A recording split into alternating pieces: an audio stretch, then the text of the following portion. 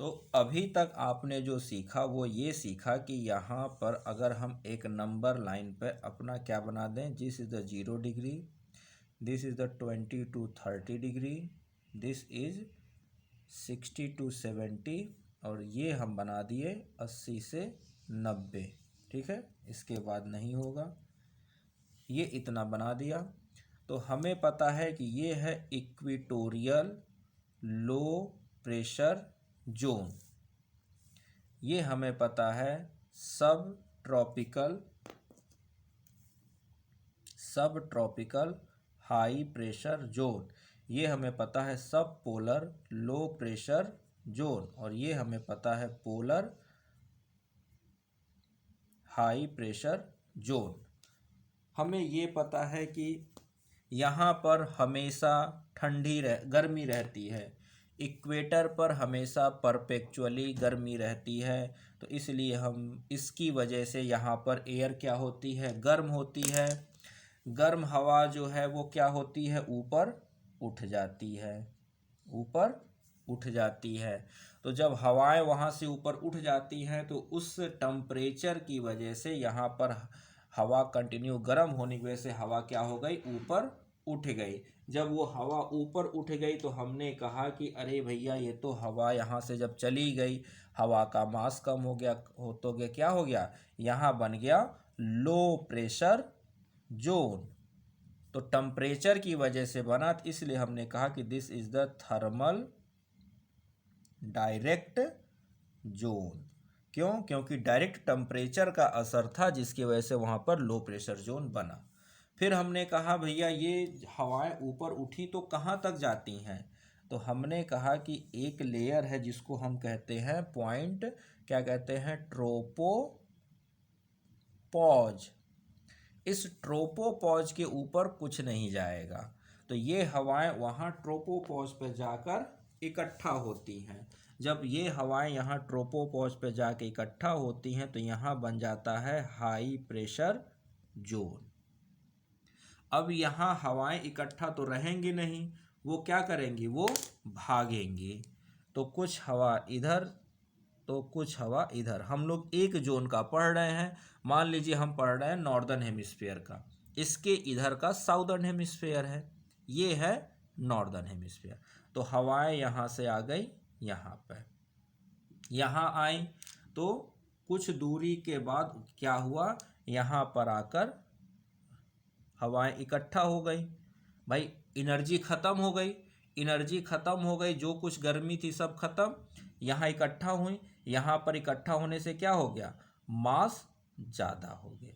मास जैसे ही ज़्यादा हुआ सारी हवा नीचे गिर गई, सारी हवा क्या हो गई, सब्सिडाइज हो गई।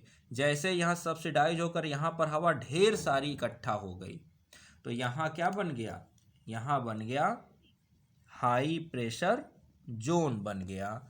यहाँ से हवाएं जब ढेर सारी यहाँ पर आकर गिर गई तो यहाँ बन गया हाई प्रेशर जोन। अच्छा, जब हवाएं यहाँ पर थीं और वो जब नीचे गिर गई और ऊपर उठने वाली हवाओं की मात्रा कम है, आने वाली हवाओं की मात्रा ज़्यादा है, तो यहाँ पर बन जाएगा लो प्रेशर जोन और यहाँ पर बनेगा हाई प्रेशर जोन। अब ये हवाएं यहाँ आई तो यहाँ चुपचाप बैठेंगी नहीं, वो क्या करेंगी, मूव करेंगी। तो ये हवाएं यहाँ चली जाती हैं और कुछ हवाएं इधर चली जाती हैं। तो ये एक साइकिल आपको दिखेगा, ये आपको एक क्या दिखेगा, साइकिल दिखेगी। ठीक है, तो ये बनी है high pressure zone due to equatorial low की वजह से। तो इसलिए हम लोग कहते हैं इसको थर्मल इनडायरेक्ट जोन या बेल्ट। क्या कहते हैं, थर्मल इनडायरेक्ट जोन या बेल्ट। ठीक है, अब क्या फिर हमने क्या देखा कि अच्छा यहाँ पर पोल पर क्या हो रहा था, परपेचुअल विंटर, यानी कि टेम्परेचर हमेशा डाउन। जब टेम्परेचर हमेशा डाउन है तो इसका मतलब टेम्परेचर हमेशा डाउन का मतलब क्या हुआ, यहाँ पर विंटर टेम्परेचर डाउन, तो टेम्परेचर डाउन की वजह से यहाँ की हवा क्या हो गई, कंडेंस, मतलब एक तरह से सिकुड़ सी गई। तो जब हवा सिकुड़ गई इसका मतलब है कि ज़्यादा मास की हवा कम एरिया में आ गई, तो डेंसिटी बढ़ गई, यानी कि वहाँ पर ज़्यादा हवा आ गई, ज़्यादा वेट आ गया, हवा का मास ज़्यादा हो गया तो वेट ज़्यादा हो गया, यानी कि वहाँ पर क्या हो गया, हाई प्रेशर डेवलप हो गया। क्या हो गया, यहाँ पर हाई प्रेशर डेवलप हो गया। जब यहाँ हाई प्रेशर डेवलप हो गया किसकी वजह से, टेम्परेचर की वजह से, तो इसको हमने कहा थर्मल डायरेक्ट। क्या कहा, थर्मल डायरेक्ट बेल्ट कहा। क्यों, क्योंकि ठंडी होने की वजह से वहाँ पर हमेशा हवाएं, ठंडी होने की वजह से वहाँ हवा इकट्ठी हो गई, सिकुड़ गई, कंजर्व कर गई, तो इसकी वजह से वहाँ पर हाई प्रेशर आ गया। अब हुआ क्या, कुछ हवाएं ये ट्रोपोपॉज से खींचेगा, कुछ हवाएं, क्योंकि भाई हवा सिकुड़े तो वहाँ पर जगह खाली होगा, तो हवाएं इधर खींचा, लेकिन होता क्या है, यहाँ पर कुछ टेम्परेचर बढ़ा हुआ है, तो इधर से हवाएं इधर आ गई, ठंडी हवाएं, अब हवा आई वहाँ पर इकट्ठा तो रहेगी नहीं, वो मूव करेगी, तो कुछ हवा इधर आ गई। जब हवा इधर आई तो इधर से ठंडी हवा, ये क्या हो गई, कोल्ड एयर, और यहाँ से आई, क्या आई, वार्म एयर। जब कोल्ड एयर और वार्म एयर आई तो यहाँ बन गया, क्या बना, यहाँ बना एयर फ्रंट। जब एयर फ्रंट बना तो और क्या होगा, दोनों हवाएं, तो गर्म हवा अपना टेम्परेचर ट्रांसफ़र करेगी कोल्ड एयर में, तो जब कोल्ड एयर में ट्रांसफ़र करेगी तो यहाँ पर टेम्परेचर क्या हो जाएगा, यहाँ पर टेम्परेचर हो जाएगा इंक्रीज।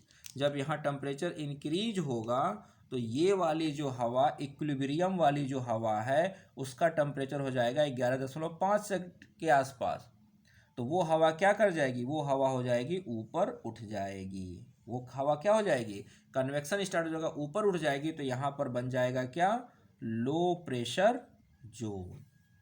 तो जब यहाँ लो प्रेशर जोन है तो हवा उठ के जब ऊपर आई तो यहाँ पर इकट्ठा हुई, तो यहाँ बना हाई प्रेशर जोन। अब हाई प्रेशर जोन है, उधर लो, तो हवा तो एक जगह बैठेगी नहीं, तो कुछ हवा इधर भाग जाएगी, कुछ हवा इधर भाग जाएगी। ठीक है, तो जो हवा इधर भाग गई तो ये बन गया एक साइकिल, ऐसे यहाँ से स्टार्ट हुआ तो ये बन गई एक साइकिल इस तरह की, और यहाँ पर बनी एक दूसरी साइकिल, वो साइकिल बनी है कुछ यहाँ से ऐसे जा रही है तो यूं बनी। तो हमने देखा कि ये हाई प्रेशर जोन क्यों बना, ये यहाँ पर लो प्रेशर जोन क्यों बना, और उसकी वजह से ये हवा का मूवमेंट क्यों हुआ। तो जो आपने ये साइकिल देखा है इसको कहा जाता है, यहाँ ऐसे एरो देकर लिख लीजिए, इसको कहते हैं क्या, हेडले सेल। क्या कहते हैं, हेडले सेल।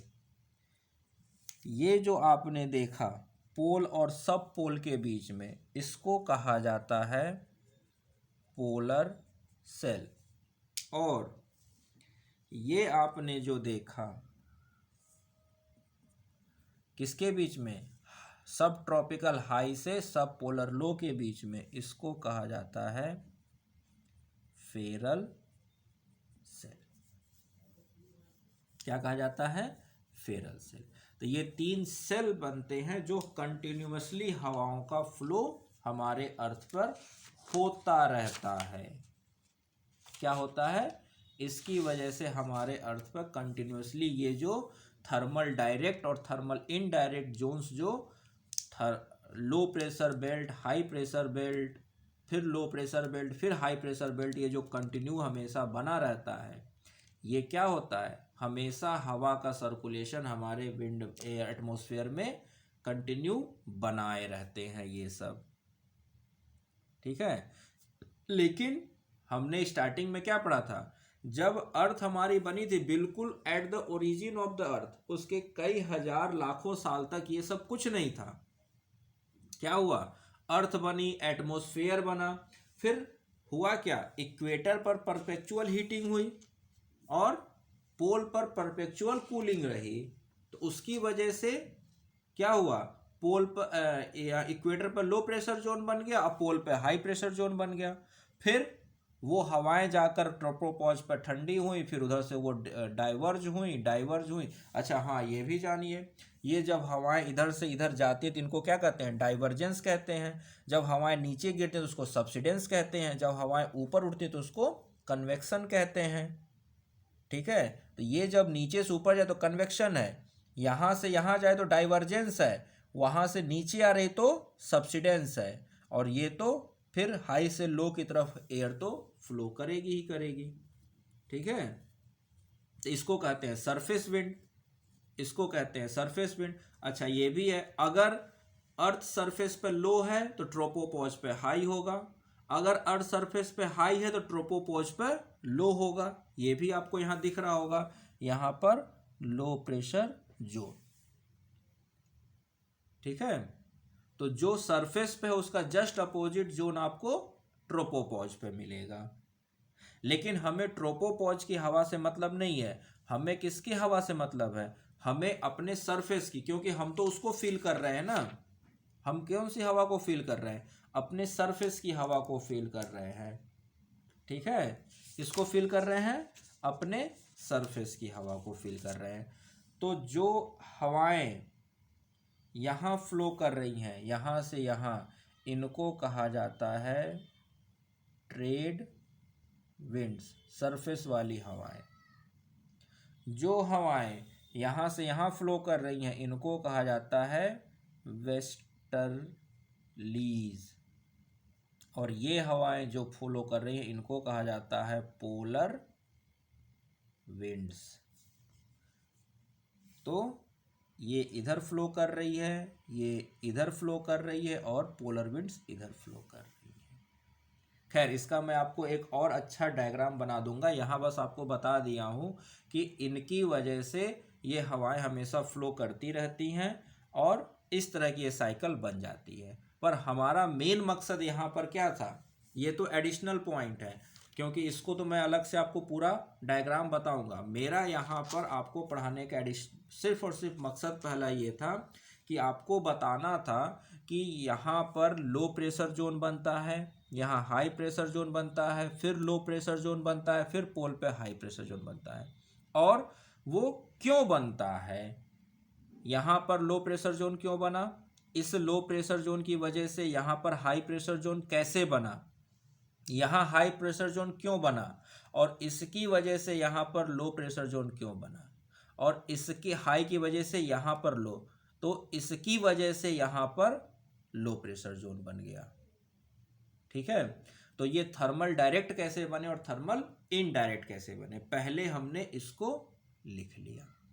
अब हम लोग क्या लिखेंगे?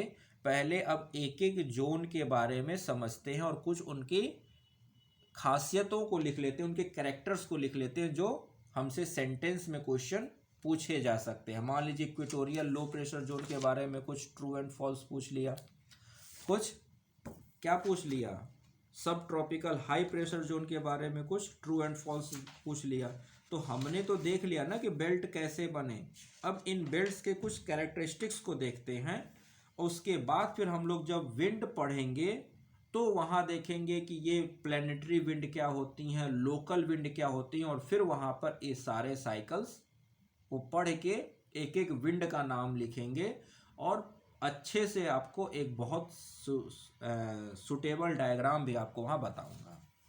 यहाँ बस जो हमारा पर्पस था वो हम लोगों ने अभी अपना पर्पस कंप्लीट किया कि हमने देखा कि low pressure equatorial low pressure zone क्यों बना, सब ट्रॉपिकल हाई प्रेशर जोन क्यों बना, उसकी वजह से सब पोलर लो प्रेशर जोन क्यों बना, और टेम्परेचर की वजह से पोलर हाई प्रेशर जोन क्यों बना, कैसे बना। ठीक है, अब हम लोग एक एक बेल्ट की कैरेक्टरिस्टिक्स को लिखते हैं जो आपसे ट्रू एंड फॉल्स में पूछा जाएगा। ठीक है, कि ये हॉर्स लैटिट्यूड वगैरह वगैरह, ये कुछ एक दो चीज़ें हैं जिनको समझते हैं। और ये जो आपको यहाँ पर बेसिक थोड़ा थोड़ा बता दिया हूँ, क्योंकि आगे आपको जब प्लेनेटरी विंड पढ़ाऊँगा तो फिर एक बहुत अच्छा आपको डायग्राम पूरे अर्थ पर आपको बनाकर दिखाऊंगा। ठीक है, तो अब हम लोग लिखते हैं इन प्रेशर बेल्ट्स के कैरेक्टरिस्टिक्स को। तो पहला लिखिए, पहला हम लोग किसके बारे में पढ़ेंगे? इक्वेटोरियल लो प्रेशर बेल्ट के बारे में। इक्वेटोरियल लो